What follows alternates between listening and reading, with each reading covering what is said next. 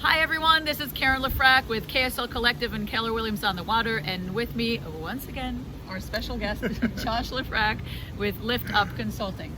So Josh, today we're going to talk about priorities and focus, and how do we bring so we're talking real estate, life, and peak performance. So oftentimes I bring my buyers into houses, or they're exploring the idea of buying houses. They're not on the same page.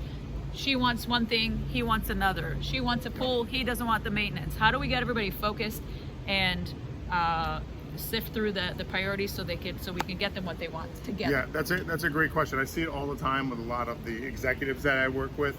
They have a vision, and they have to get everybody on board with that vision, right? Because one of the things that we know in terms of like the best cultures and the best environments is that the leaders and the managers will have a vision, and then they'll tell the people kind of where they are right now and where they're going to go, right? And so in terms of what you're talking about, what it sounds like is a lot of times to figure out where they want to go, we dive into their values and we really pull apart what their values are and what they want their company to stand for, what they want, how they want to go about their business, those types of things. So it might be, one of their values might be clear, concise, direct communication.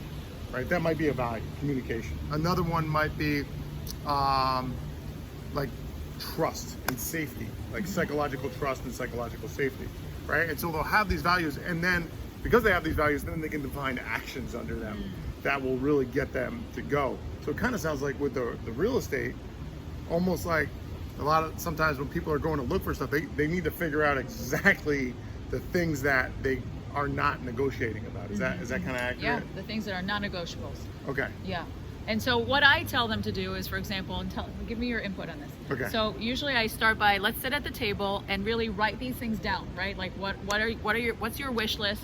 And in that, what are your like absolute non-negotiables? Like many people now are moving to Florida from colder places, and they're finally here, they're finally retiring. They're like, absolutely want a pool, that's non-negotiable. Like, this is why we're moving here, to have the sunshine, to have the water, or live on a golf course, or live on a golf, exactly, right. or anything. I was just give that as an example.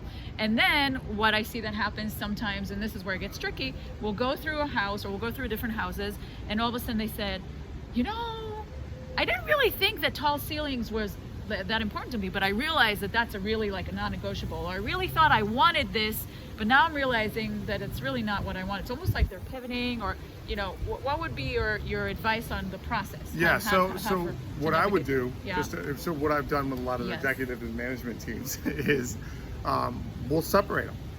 Write down your values. Hey, CEO, write down what you want to be your values. Okay, general manager, write down what you want you to be your values. Hey, manager of this group, write down, sales team, write down your values. And then we'll go through them and find what matches, or find where things are a little bit close so they can kind of marry them up, and then they can distill it down. Yeah. So everybody's voice is being heard and everybody feels felt. Yeah. So I would say almost, it sounds like husband over here, wife over here. Hey, write down everything you want in your house. Hey, write down everything you want in your house. Yes. Let's bring it back together and let's see what comes out. Yeah, and then you can kind of see. Versus having them have a conversation between the two right then and there. Interesting. So separate first. Yes. And then how do you marry the two together? So clearly there will be things that are like no-brainer. Oh, good. Thank goodness we both agree on this. Whew, check off that, right? What do you do when it's that tough moment where like he really wants this and he really wants that? Yeah, I think that's where you got to go. Okay, scale of 1 to 10. How important is this to you? And somebody might put an 8, and somebody might put a 10, and then you go, okay, how do we get to the middle of that? And you can kind of see that. Yeah, because here, we don't have necessarily we don't have the CEO and the manager, right? We have like two equal partners. CEO, manager, or sometimes the other way around, depending on the moment. But I guess I don't know maybe that there is a black and white answer, because guess what, we always figure it out at the end, and we always have happy clients at the end, and we somehow come to that agreement. Yeah, that's the whole key. So I guess the key would be, would you say, so prioritizing, writing down, really having conversations both separately and together. Yep. And at the end it comes down to communication, right? Sure. and communicating and going back and forth with each other. I think too, one of the things that you kind of talked about is like, if I'm going to see a house and I have my values or my priorities listed, and I go into the house and it's got 2 of the 5 priorities, but it seems like it's a great house. Like, I got to stop for a second and go, no, I'm going to hold out for these 5 things. Maybe the 2 things are a pool, a neighborhood, and but I really wanted a walk-in closet or something. And then there's like half of the stuff isn't there.